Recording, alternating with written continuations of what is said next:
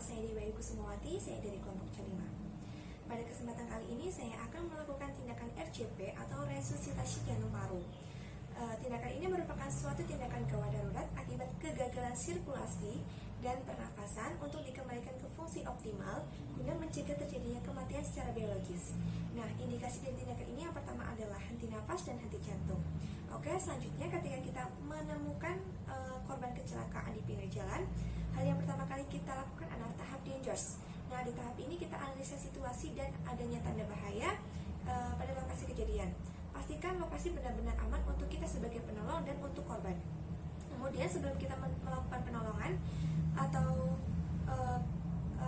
pemberian pertolongan itu, kita menggunakan APD atau alat pelindung diri untuk mencegah terjadinya resiko infeksi menular.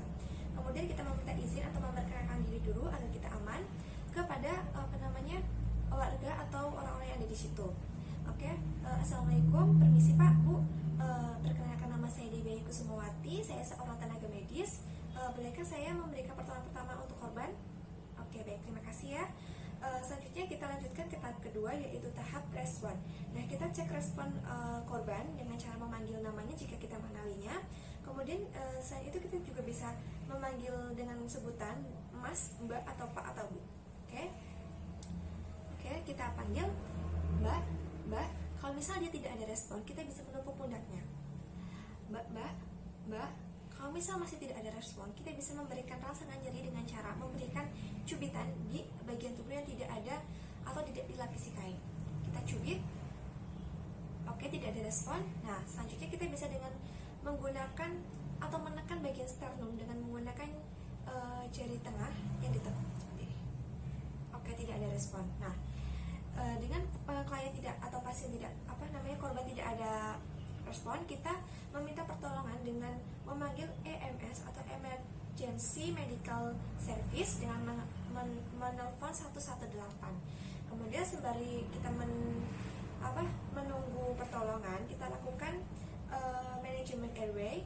Yang pertama kita bisa lakukan dengan teknik Hatfield and Chin Lift, yaitu dengan cara tangan yang satu kita letakkan di dahi seperti ini, kemudian yang satu kita di dahu. Itu jika tidak ada cedera atau curiga cedera. Kalau misalnya dia ada curiga cedera atau fraktur, kita bisa menggunakan teknik jaw thrust. Nah, teknik jaw thrust ini kita menggunakan 4 jari di bagian telinga seperti ini, dan ibu jari kita membuka mulut seperti ini. Kita lihat apakah ada sumbatan pada jalan nafas. Kemudian kalau misalnya kita ada, korban ada sumbatan, kita bisa lakukan dengan membukanya dengan cross finger. Kemudian kita ambilnya dengan finger sweep seperti ini.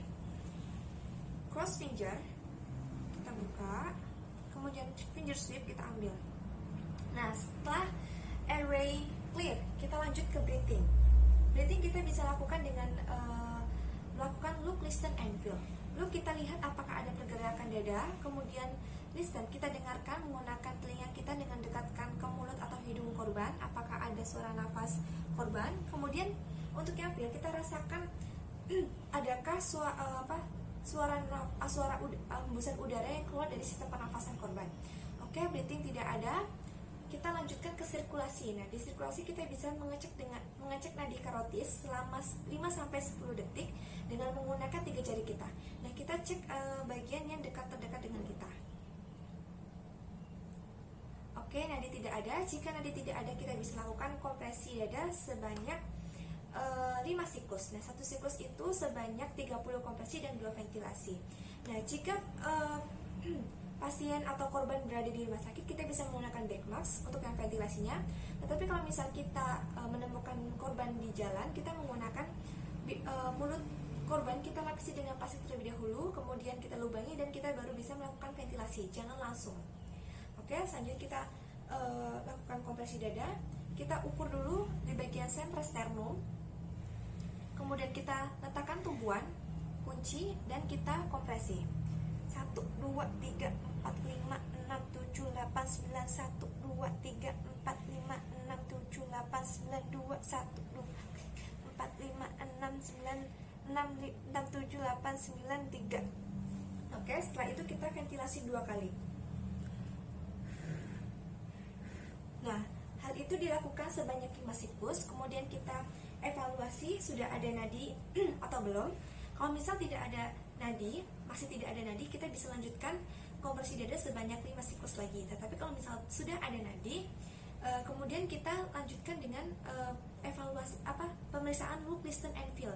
Kita lihat apakah sudah ada pernafasan juga. Kita lihat look, apakah sudah ada pergerakan dada. Kemudian listen, kita dengarkan apakah sudah ada suara nafas korban. Kemudian feel, kita rasakan apakah ada hembusan udara yang keluar dari sistem pernapasan korban. Nah, setelah kita cek, oh ternyata tidak ada. Nah, kita bisa lanjutkan ventilasi selama 2 menit. Nah, dalam 1 menit itu sebanyak 10 sampai 12 kali.